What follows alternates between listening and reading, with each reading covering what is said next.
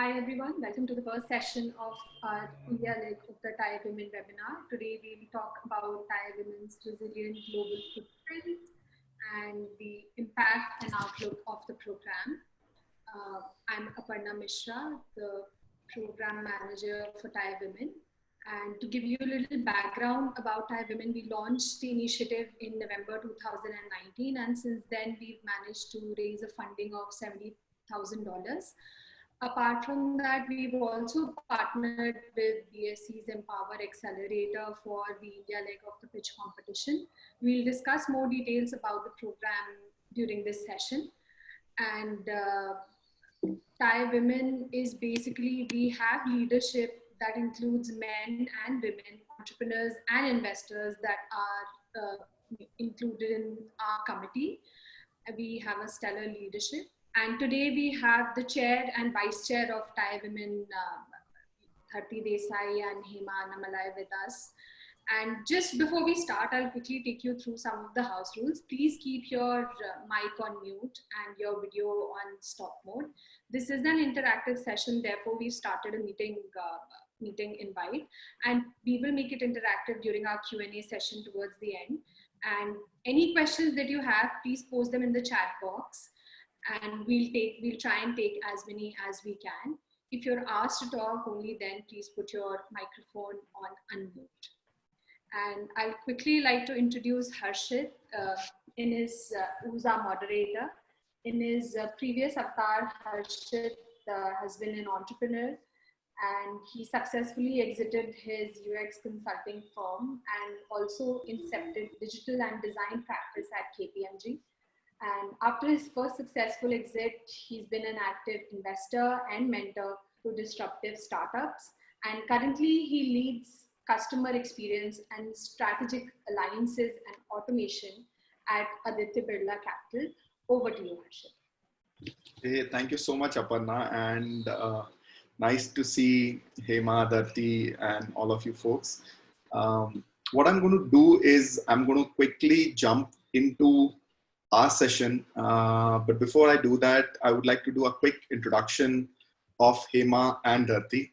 I have known both of them for quite some time now. Hema has been a senior entrepreneur and founder of Ampere Vehicles, which has been an early mover that spearheaded India's e-vehicle revolution. And recently that has got acquired by Crompton Greaves. And she also invests and mentors startups from smaller cities and solves societal problems. Also has recently founded UniConnect as an entity in Singapore. Hema, fantastic work, and she's been a global chair of Thai Women and also president of Thai Coimbatore. So thanks so much, Hema, for joining us. Thank you, Harshit. Such a pleasure. It's a pleasure to see all of you. Thank you. Sure. And Dharti, she has been a fantastic person who has been working alongside Hema, and for Thai Women, she has been devoting quite a lot of time. Just a quick introduction of Dharti. She's bootstrapped 3 startups of her own as a serial entrepreneur. She has been an angel investor in an early stage startup and has also had a successful exit on one of them so far. Her focus continues to be on investing in startups which are women and minority led. And she advises growth stage companies on their digital marketing strategies. Her true passion is around mentoring women with empathy, and she spends a lot of time uplifting women through another of her non-profit roles which she runs.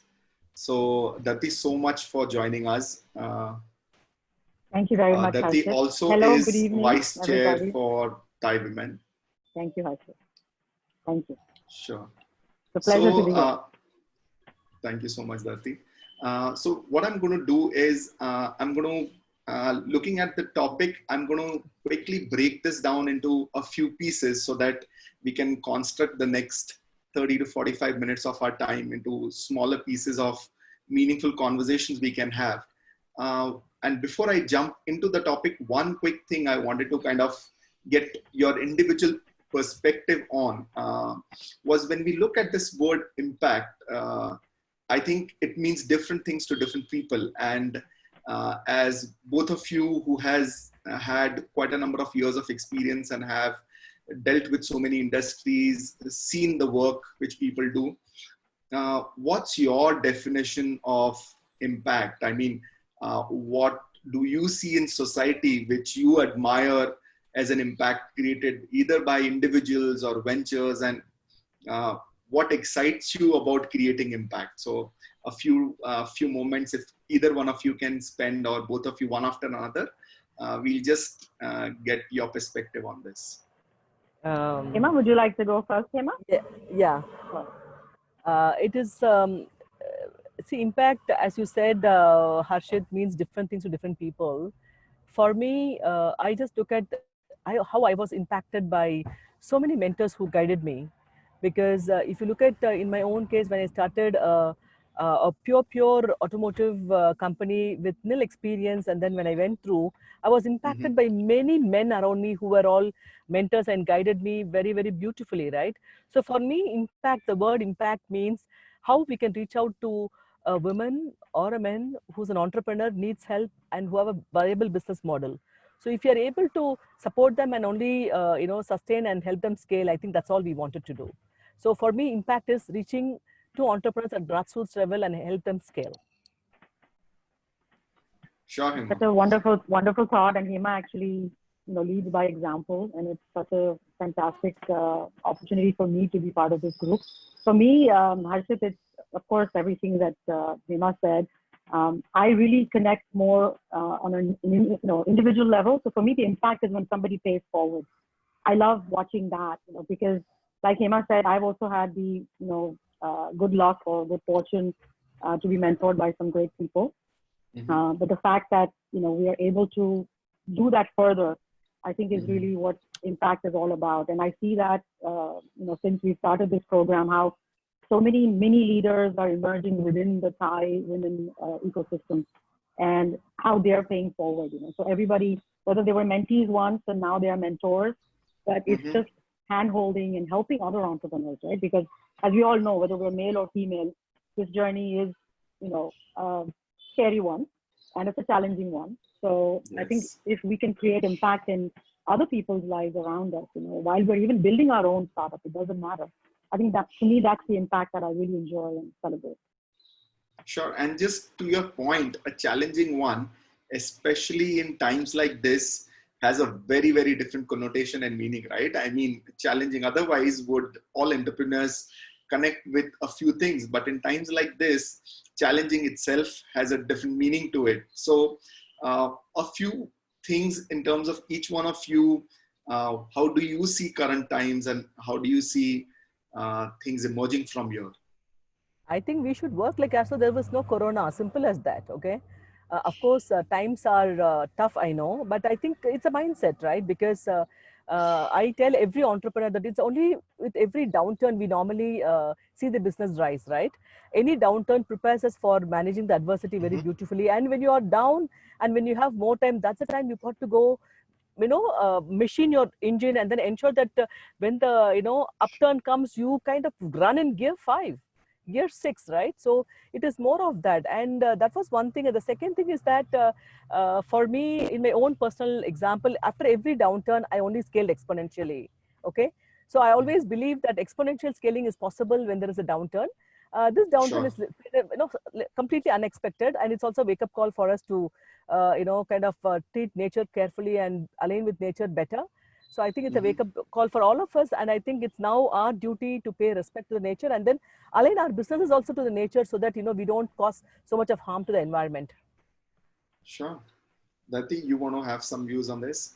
Yeah, absolutely. I think Hema's so right that there's an opportunity within a challenge, right? And it's really up to us how we find it. And to me, having an enterprise or leading an enterprise is always full of challenges. So yes, these are extraordinary circumstances, no doubt about it.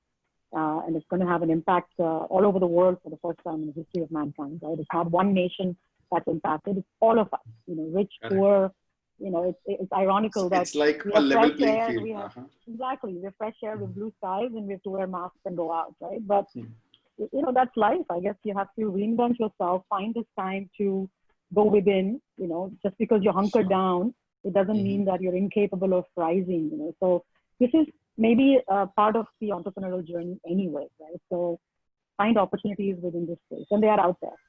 Yeah. Sure. So coming to the entrepreneurial journey, like Aparna said, both of you took on this daunting task in November last year. It has been 8 months since then.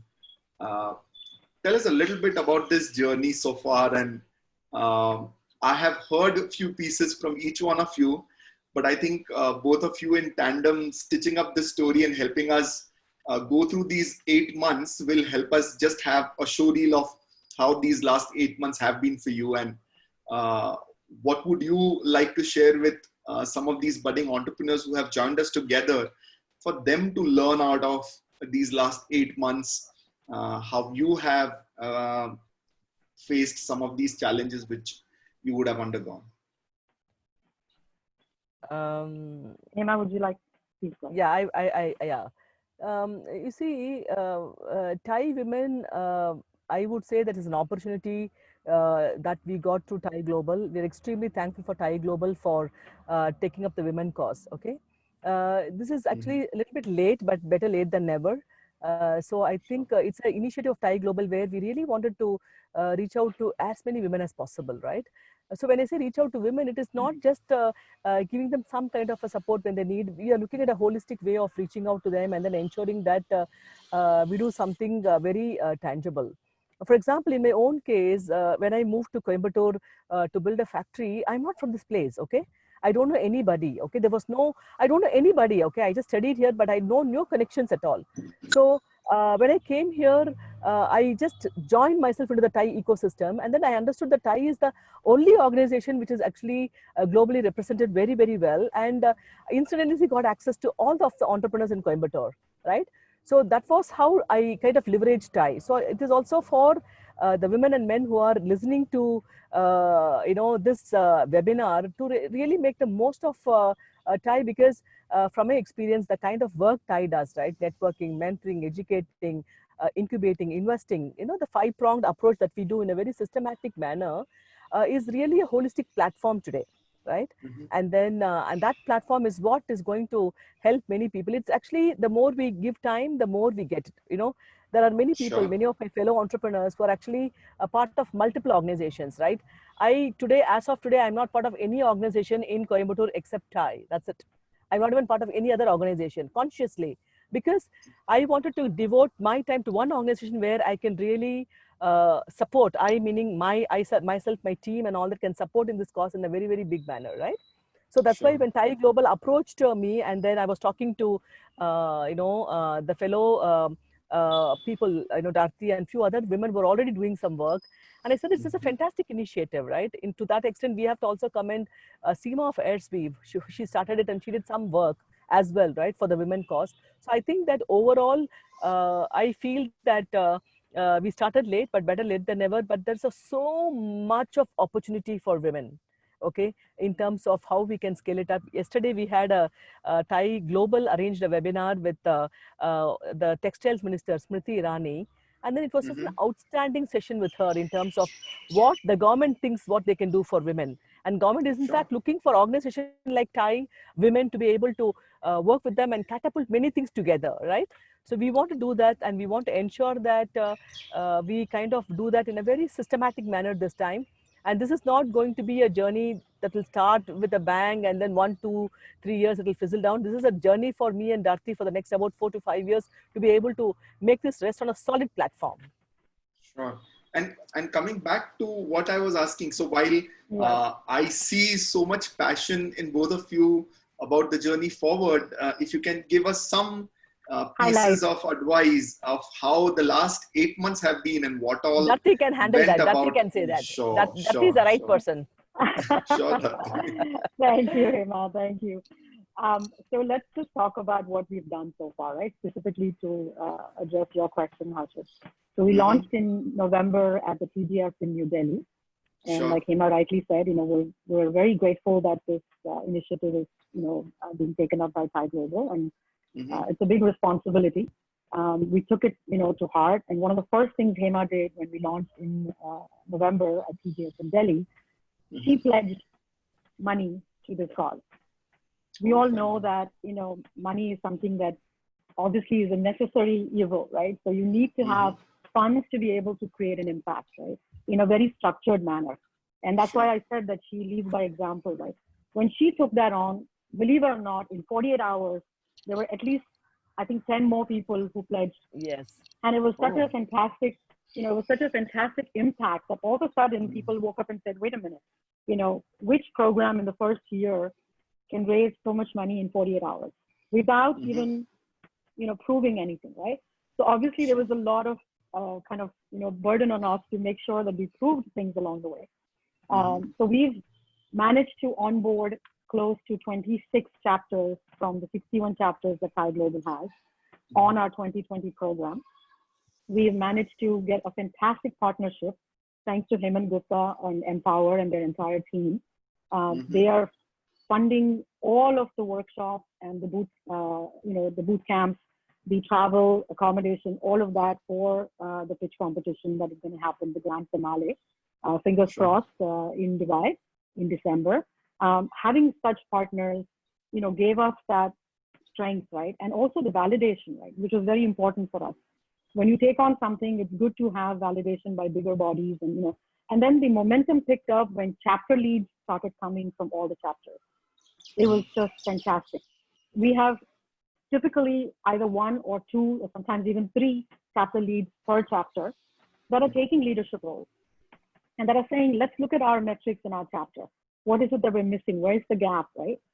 Do we have enough women members, whether they are charter or associate? Do we have enough women on the board? Is there a voice that our chapter has from women entrepreneurs, right? So these are the things that Hema and I love looking at and celebrating together, right? And for me, the message to entrepreneurs who are wanting to be part of our ecosystem, whether they are looking to get mentored, whether they're looking for access to funding, whether they're looking for co-founders, whatever it is, my message is stay connected and stay real. Stay connected because, like Hema said, one thing at a time. If you find this organization is giving you value and being part of this initiative is giving you value, stick the course, but in a very real manner. Stay real. Right. Because if you're not going to be real about who you are and what you want and what you represent, it's going to be very difficult for us or anybody to match you with that exact partner or your needs and find a solution for your needs. So stay connected and stay real. That's my message. Sure. So thank you so much for sharing all of this. And I'm sure looking and listening to both of you, I myself feel charged up learning about some of these developments which have happened in last 8 months. Harshit, you are a big part of the committee and you've been a big part of the working committee. So people who are actually making it count, right? So thank you very much for all that you do as well. And the committee members, we've got a fantastic committee. We have a strategic advisory committee. We're very fortunate to have the right folks with us. No, honestly, it's our pleasure to be able to contribute to a cause like this. And I have been having side discussions with Aparna, and both of you have been humble not to speak about all the numbers which you have achieved so far. So I understand that there are already 25 odd chapters all across globe, as in chapters from US, chapters from Australia, from Dubai, from Middle Singapore. East, all of that. They have been willingly and showing very proactive involvement in all of this. Tell us a little bit more about that. I mean, how do you actually lead by example and make sure that they come forward and enroll for a program like this? Because I understand for both of you to be handling this, it becomes a challenge because you can't necessarily go and reach out to individual chapters.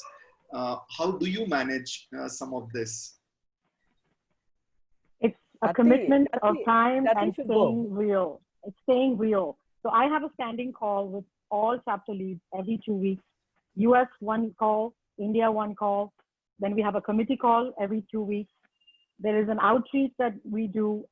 I believe I haven't missed a single call from inception till today, not one. Okay. That's what staying connected and staying real is all about, right? If you take on a commitment, you have to see it through. Hema and I both have different challenges in our chapters, talking about Thai chapters and why we have this empathy and why we're able to connect with so many chapters. We've had our own journey as far as onboarding women was concerned, whether it was charter members or board members for our own ecosystems, right, within our chapters. Hema led the first all-women board as far as Coimbatore is concerned, right? Oh.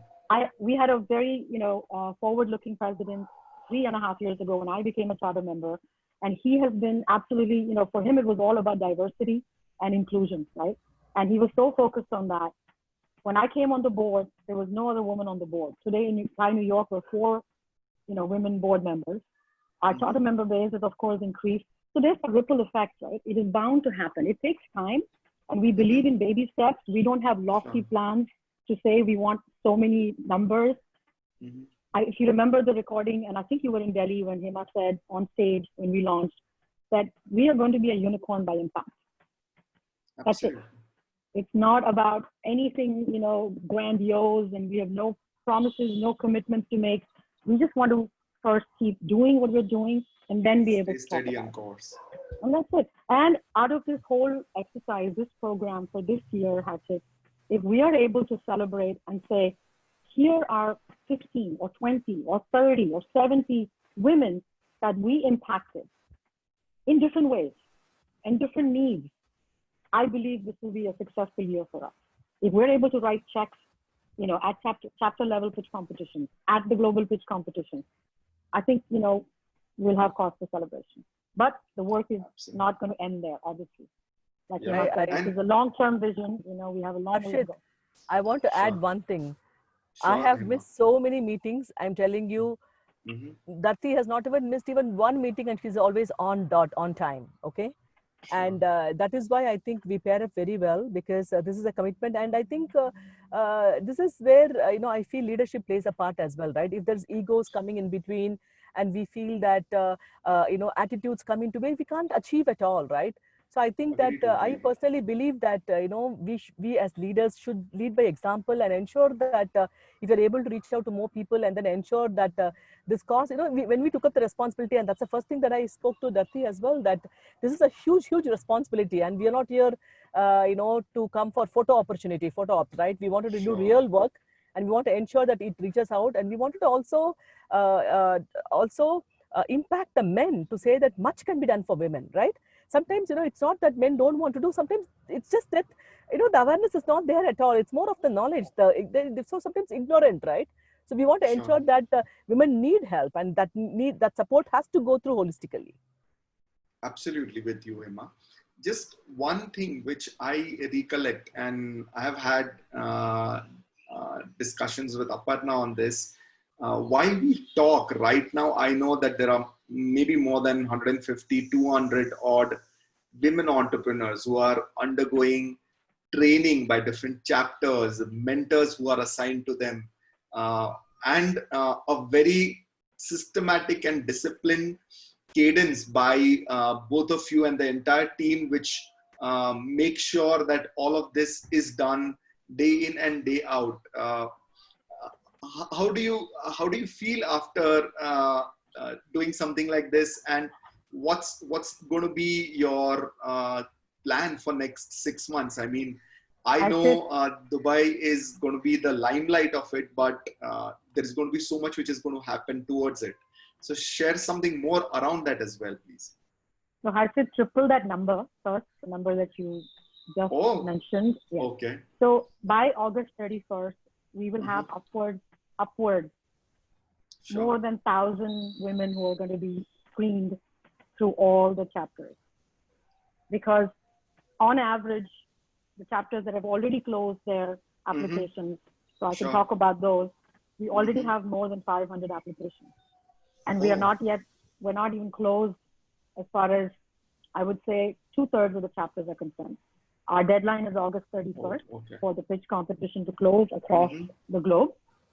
So we're looking at Sure. a lot of women entrepreneurs coming through the system. As you know, that this program has 2 phases.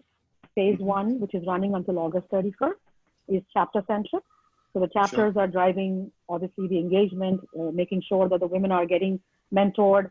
We've set out, we've worked really hard at getting best practices from all the resources that Thai Global provides, from all the chapters, everything that has worked in the past, successful chapters. They've been so forthcoming in sharing things with us, right? Whether it's chapters in India like Chennai and Hyderabad and Bangalore, or chapters here like Oregon and Denver and New York. We are all sharing resources. So we developed an entire repository of best practices that we've shared with every chapter lead across all the chapters. And the onboarding, and of course, talking about converting a challenge into an opportunity, our earlier deadline was June 30th, as you know. Because of COVID, we extended it to August 31st. As a result, we had 6 more chapters sign up. And they were able to onboard so quickly because all the best practices were there in place, all the document, all the content, everything was available. And so they took it, and the leadership that they have, which would not have emerged if this opportunity was not presented, they've taken it on. So in phase 1, we're looking to complete that by August 31st, have 3 runners up per chapter. So that's 25 or 30, let's say we end up by the time we close phase 1. Well, 3 runners-up per chapter and 1 finalist per chapter. 3 runners-up per chapter are going to get a virtual or in person, depending on the circumstances, accelerator workshop, which they have access to. And the finalists are all going to go to Dubai for the global pitch competition. Again, when I say Dubai, I keep my fingers crossed. And the opportunity that exists out there. That opportunity is similar. We're seeing it across chapters as well. The chapters are also coming up with their own prize money, their access to investors, VCs, etc. That these women have an opportunity to pitch to. And the feedback that we're getting, the reason we have these standing calls like clockwork, it's a discipline, is because we're gathering all this information. And gathering information, but also sharing ideas with each other, right? But what can we do better? Every chapter has its own nuance. It has its own... camera leke chalegi na? Sorry about that, Dharti. No worries, no worries. Aparna, can you just mute the remaining people, please? Done that already. Yeah. Sure. Thank you very much. So I think that's really what our focus is for the phase 1 and then phase 2. A lot of work is being put in. We actually have a subcommittee that is working for phase 2 for content. So we want to make sure that it's an equal playing platform in Dubai, that all the women, all the finalists from the chapters, when they go to Dubai, they feel that nothing was left unserved or undone as far as our efforts are concerned to make sure that they are all pitch worthy on a global platform. And that truly they feel that they got value from it, right? And so what if you're not the winner of the $100,000? You may have a check writer in the room in Dubai who's going to write a check because he connects with your kind of startup, right? So that's really what we're driving. This is not just about dangling the carrot of the $100,000. No, it's not about that. That can happen from any ecosystem. Sure. And I already see Shamima Pravina from Dubai already wooing for all of you women, saying that they're looking forward to hosting all of you in December. So there you go. Kudos to you. And I was just doing a simple math. I mean, 3 runners-up, 1 winner, so many chapters. It's going to be an.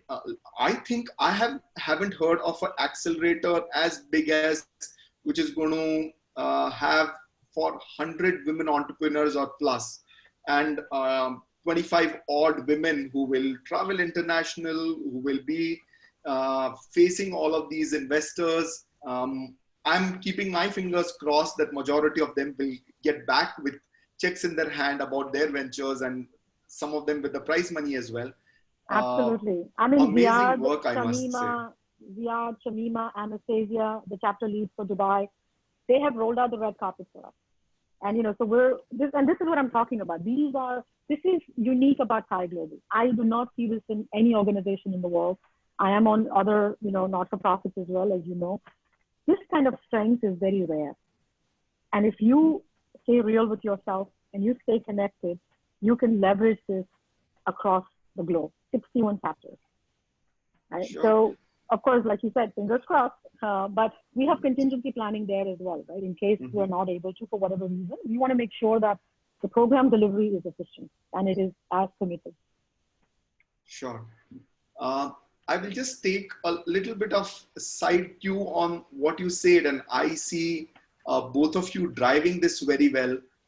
Please tell us a few nuggets of advices, maybe one or two qualities as both of you. How do you make, even during these difficult times, the entire program so resilient, and for people to kind of look forward to giving you updates and making sure that they in the back are keeping their house in order and coming back to you every week?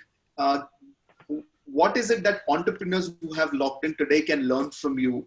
Give us two qualities which you guys focus on day in and out while you run Thai Women for entrepreneurs to learn of.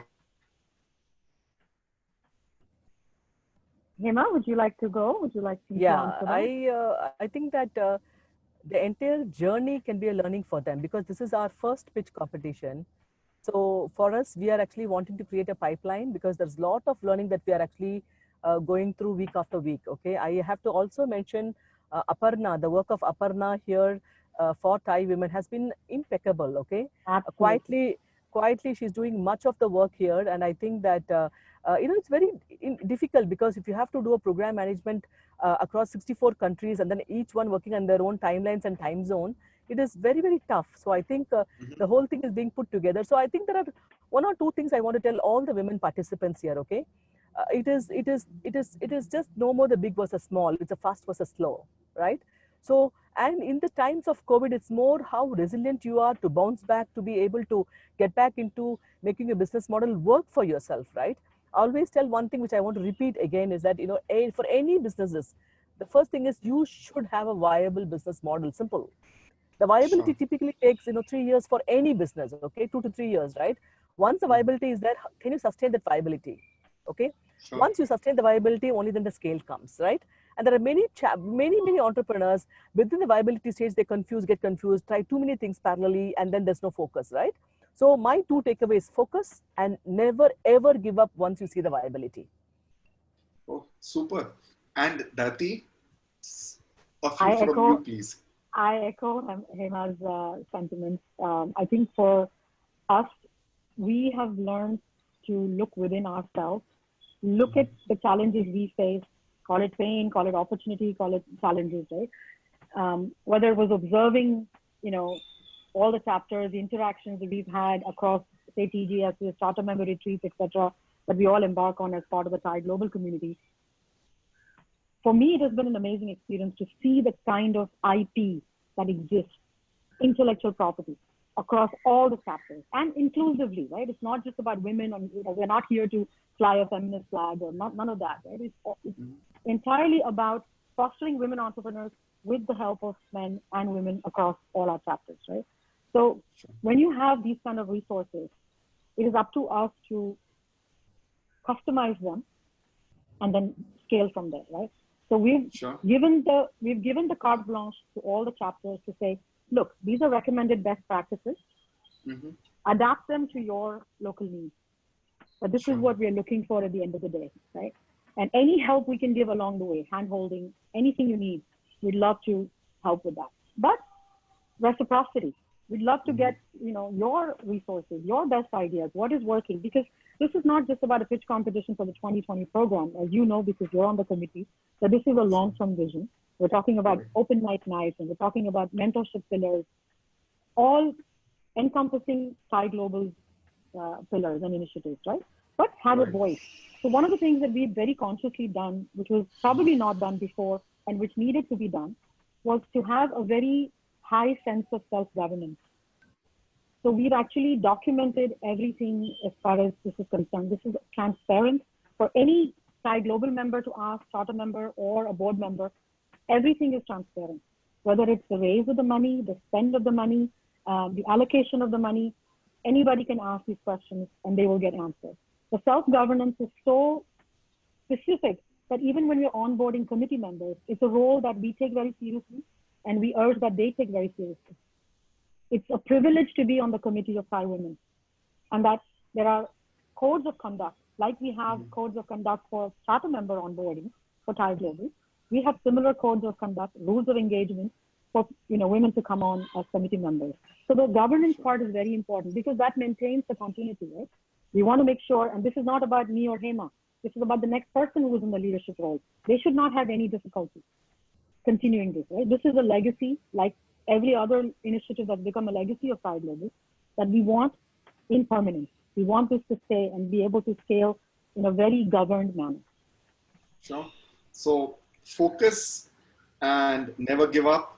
And from you, we learned on governance and reciprocity. And before I move forward, I would just urge all the participants to kind of keep on pinning down their questions onto the chat window for us to collate all of them and ask both the speakers. Another thing which I would like to learn from both of you, especially during these difficult times, tell me, how have you interacted with any of these women entrepreneurs or heard from them, and any inspiration stories you have heard from women entrepreneurs who have pivoted their ventures or tried to figure out a solution in these difficult times, and also something which we can learn from during these times? Maybe I will, I have some experience on that. Sure. Even from within my own chapter and the Kongu belt of people, where it's a smaller city, people, many women who are all trying small ventures, right? So right now, I'm mentoring about 12 to 15, mentees who are all in different ventures. There's one lady who's actually in forging business. She's in auto, or she supports mechanical forgings, right? And then revenue is about 4.5 crores, right? And then she's actually wanting to scale up the business because parents are running it, and she's come as a first generation entrepreneur, supporting the parents' business, scaling up, right? And when I spoke to her, and it was very interesting to see what support. So her problem was that, the government has now announced 20,000 crore of 20 lakh crore of, what do you call, subsidies for different MSME subsidies. How do I deliver it? So I want to connect the dots and make it work for her. There's another entrepreneur who's actually quite smart in communication, and she actually makes school uniforms, okay? And then if you look at the challenges of her, because schools are all closed, what should I do, right? And then she came, and then immediately now she's going to gated communities, and then a lot of workers need uniform who are working in gated communities, right? So she's now realigning the business model. So most of them are trying to, who already had pivoted right now, are re-pivoting to ensure that they stay aligned, right? And then I just linked her up to one of the communities, and then she just closed her first business, right? So we want to ensure that we kind of help them to do that in a very systematic manner to ensure that these kind of, what do you call, these kind of opportunity, that whatever they get, they can only make it sustainable for them, right? So it is fantastic actually to see the kind of struggle. And I always pray for only one thing: whatever mistakes I made as an entrepreneur, I don't think my fellow mentees should make it. So if we can support them in some form, why not? Sure. So we are already getting a few questions. I will just go through a couple of them which we have received while we started the session. It says, does it require more resilience to go global? Just because we are talking about global footprints, and this is a very relevant question. What's the connection between resilience and going global, and how do people do this trade-off? Your views on this. Resilience is part of entrepreneurship. Yeah. Whether you are local, global, glocal, my favorite word is glocal, right? Because a lot of times, when we are working with women and we're, mentoring them, one of the first questions that, I love to indulge in, because I'm very curious, I always ask them, so what is your target addressable market, right? This idea that you have is fantastic. It's worked in your neighborhood or in your geography. Have you thought beyond that, right? And you get different answers, right? Depending on the personality that you're interacting with, right? So sometimes you'll hear answers like, I actually haven't thought beyond my, tri-state area or my geography, and I want to stay contained in that. I'm very happy with having a top line and a bottom line that are profitable and that are worth it for me. I don't want to think about the globe. I'm very happy with my business the way it is, and I don't have a desire to scale. And there are others who will say, I want to go global. I think the target addressable market for me is the globe. Well, that's wonderful. The same resilience that you needed to grow locally, you're going to need to grow globally. There is no, yes, there will be, of course, specifics when you're talking about scaling internationally. And that has more to do around compliance and rules and regulations, depending on the kind of business you are in, right? So as far as resilience is concerned, it's part of the word entrepreneurship. It's part of your journey. You have to be resilient. And a lot more than that, actually. Sure.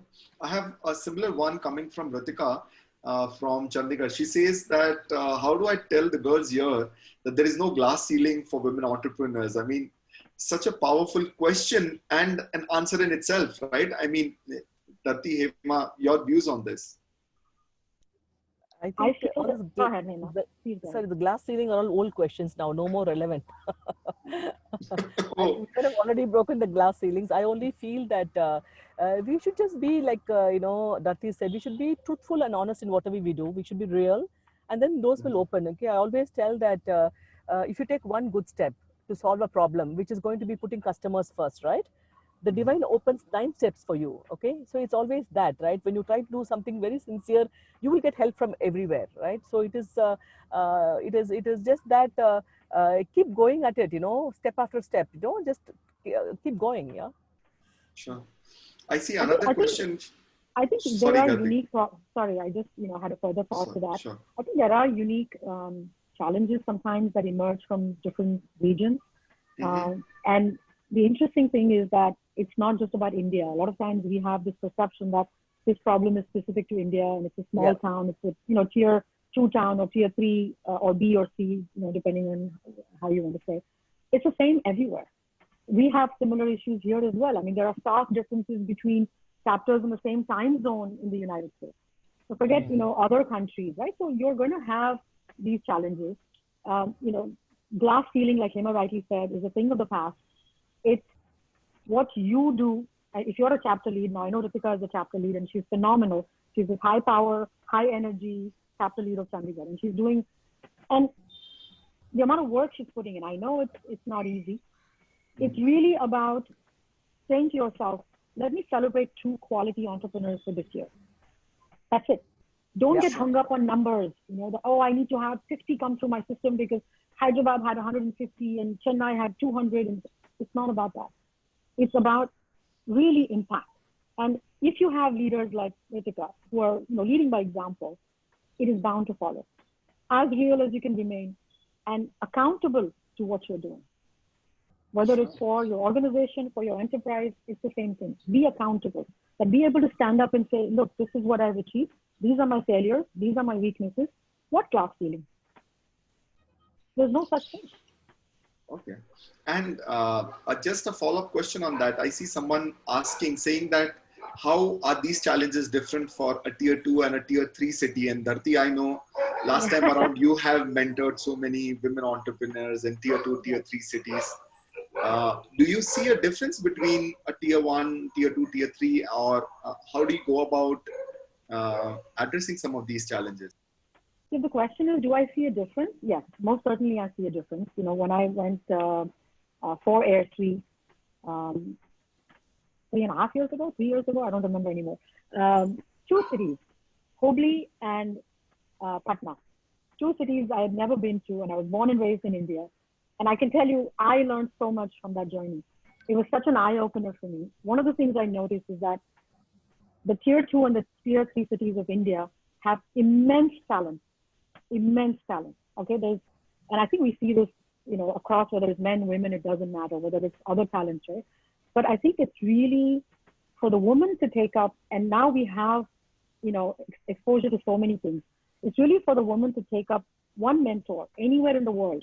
Look at the positive again of, what has happened in this pandemic, is we've all become virtual.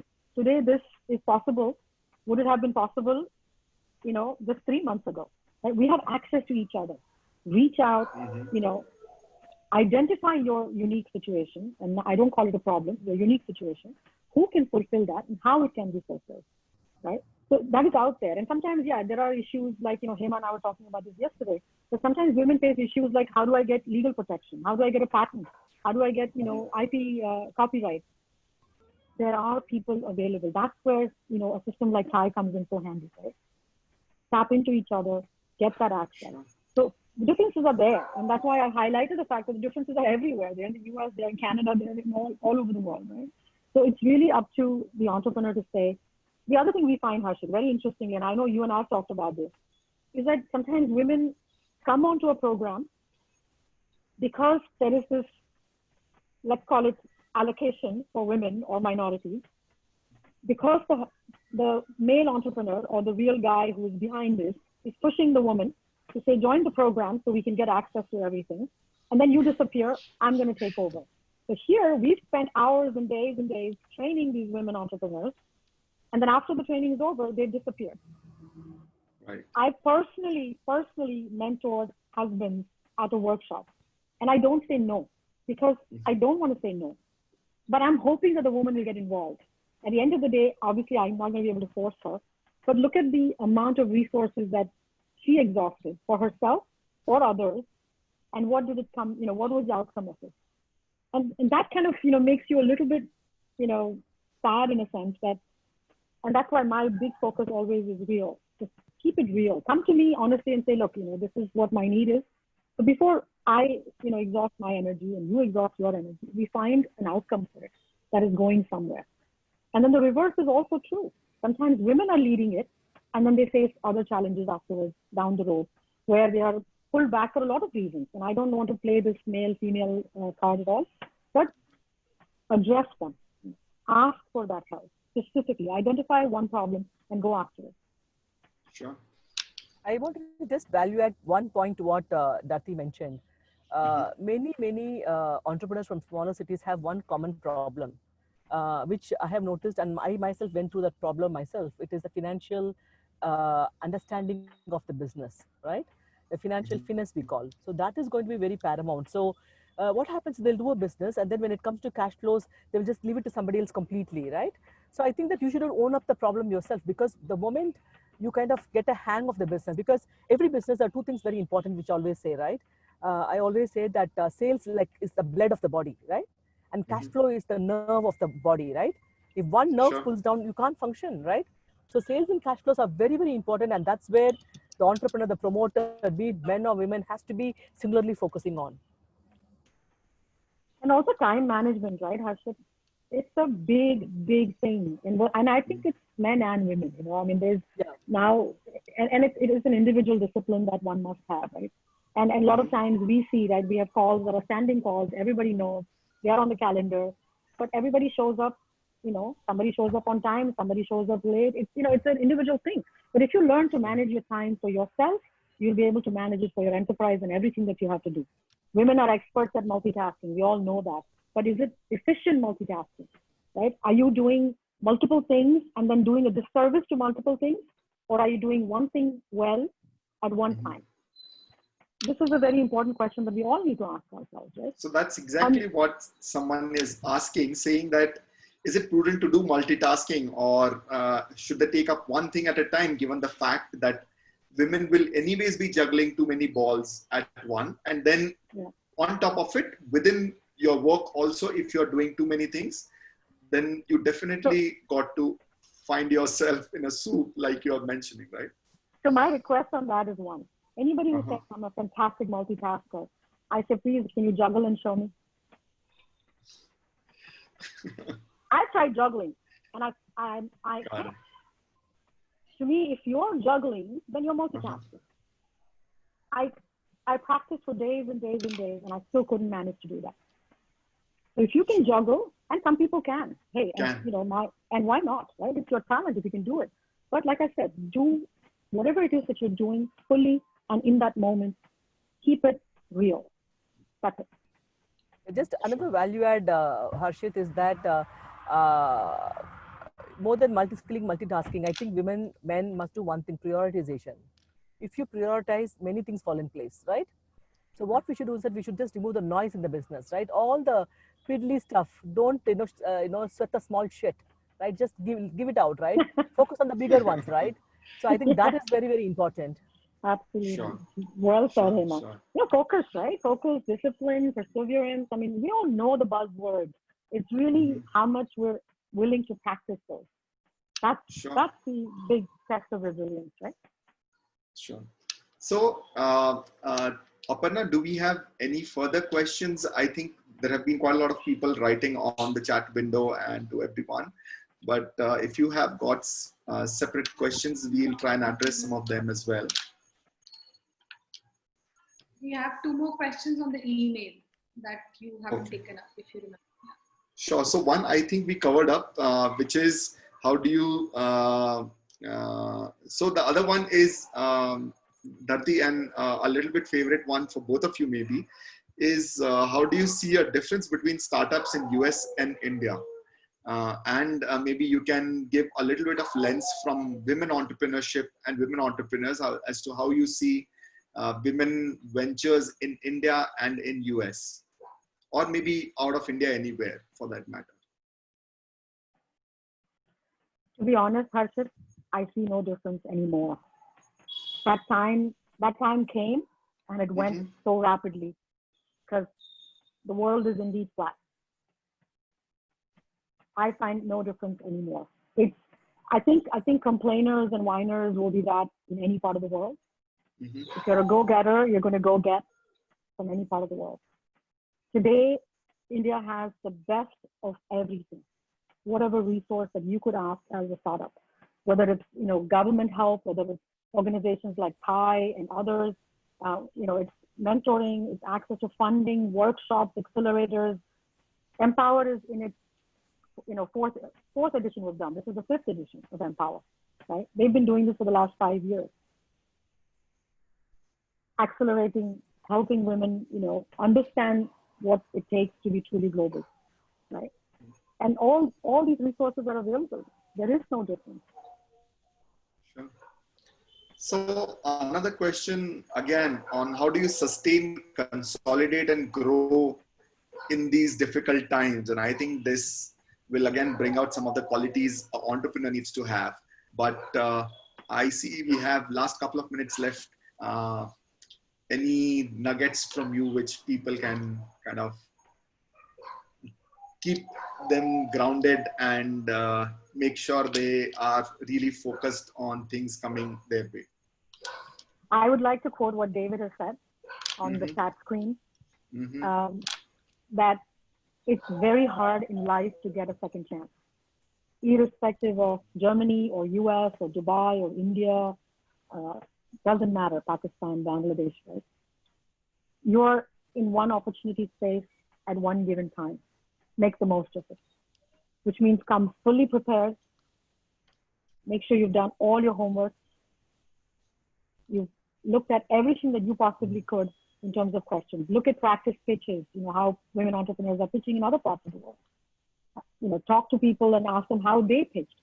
A lot of times when, I don't know if you were there, Harshit, but when we were doing a workshop in Hubli, one of the women stood up and said, Dharti, can you give us, a 1-minute elevator pitch?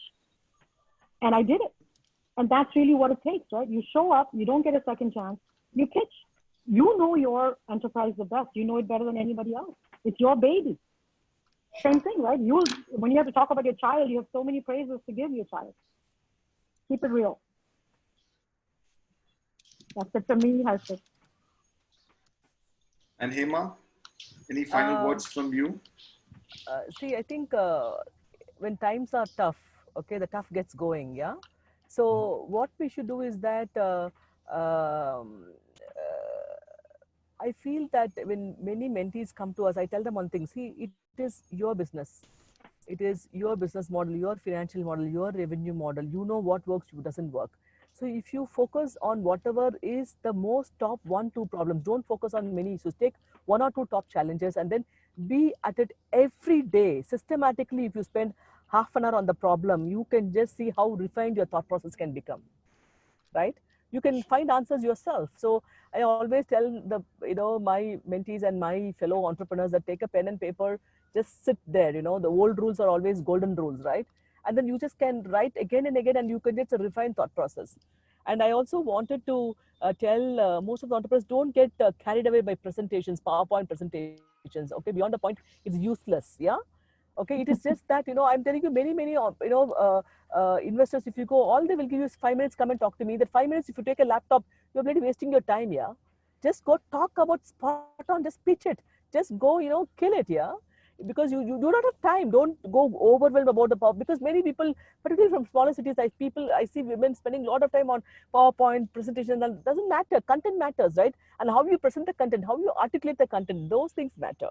So I always tell them that it's your business. You can find the solutions, be at it. And then if you systematically go at it, you will get very, very good mentors to be able to guide you through. Sure. I have one request sure. As we're ending this, is that I know that a lot of chapter leads are on this call, and I'd like for them to, circle back with some specific questions, if there are any, from women who've applied to our program for 2020 for the pitch competition at chapter level. We'd be happy to address them. Of course, I know most chapters are capable of addressing them directly, but there's any support that we can extend, from within the applications that are pouring in, we'd be very happy to do that, or even anything around marketing or any content or anything. So I'd like to just reach out to all the chapter leads and look forward to staying in touch. Thank you for this opportunity. Thank you, Aparna. Thank you, Harshit. Thank you, Hema. Sure. And thank you all for being here. It's been a pleasure. Thank you so much to both of you for joining and kind of giving you your wisdom. I would urge each one of you to write to Aparna. Aparna's email address is aparna@TiE.org. Please write to her in case you need any further help. And all of us would be glad to kind of help you in any possible manner we can to make sure that we make this a grand success. And once again, to both of you, thank you so much for joining. I know, Hema, you have been on the road. Dati, you have been juggling time zones. Thank you so much for joining in and making this a very, very big, informative and interesting session for us. Yeah, thank you so much, Harshit. Bye-bye. Thanks, Aparna. Bye-bye. Take care, everybody. Bye. Stay healthy. Bye-bye. Bye-bye. Bye-bye. Great session. Thank you for the session. It was great. Thank you, everyone. Thank you, everyone. This is Vijeta here. Wonderful session. Thank you so much.